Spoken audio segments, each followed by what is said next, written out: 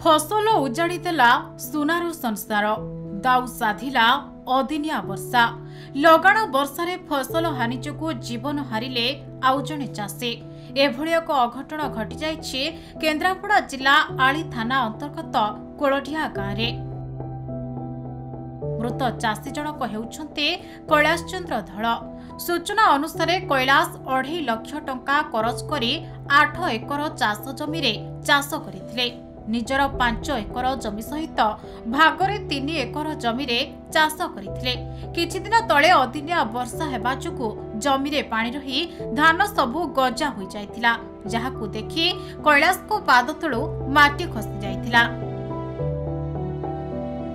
धान चाष निमंते करिथिबा करज टंका और धान अमल करी बिक्री करबा पई बेपारी निकटरू आनिथिबा टंका केमिति सुझिबे चिंतारे थिबा बेले धान बेपारी आसी टंका मागुथिले जाहाको नै कैलाश चिंतारे थिले बोली परिवार लोके अभियोग करिसंती नाइ मु कादाते आसी पहुंचला घरे कहउथले चाष होई जोली एरा पैसा सब आस्तला धान वालांडरू बेपारी वाला काली आसी रात रे एरा पैसा पई धान नवा पई धान तो नाही कहबारु बहुत हैरान हबारु पैसा नाही बोली एतले आसी खिया पिया है घरे शोबारू बहुत 3-4 जन लोक आसी हैरान हलारू शोला सका उठे घटना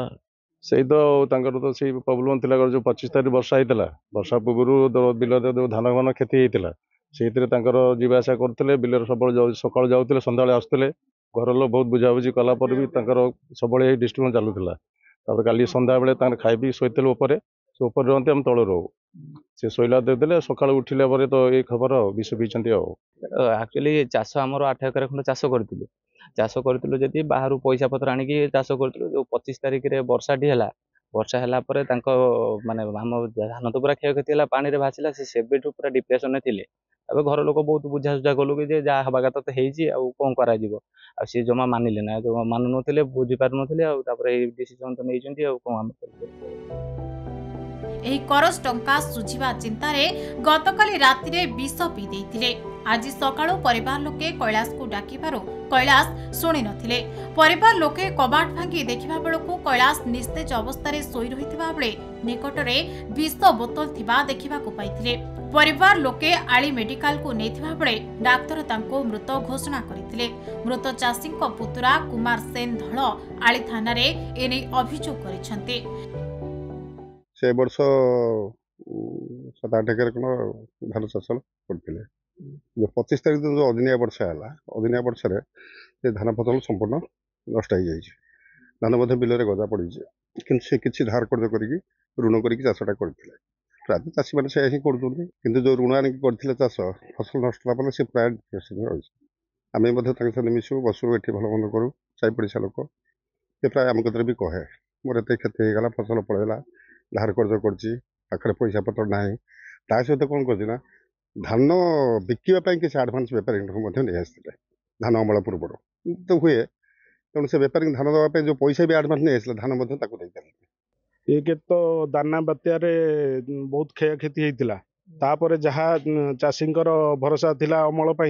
अदिनिया वर्षा धान गजा होता जहाँफल आज मो पड़ोशी कैलाश धळ आज धान अमल करें जहाँफल क्षयक्षति विष खाई हाँ मुझे कोल्डिया पंचायत रे अभियोग पाई सकाळे परिवार लोक आसिक लिखित भाव मो पाखे अभियोग कर आईआईसी और मेडिकल ऑफिसर संगे सकाळे मीटिंग करी और डेड बॉडी रो इन्वेस्टिगेशन करा जाउछि इन्वेस्टिगेशन रिपोर्ट आसिला पर we will take further steps केन्द्रापड़ारू मलय कुमार साहू को रिपोर्ट खबर ओडिशा।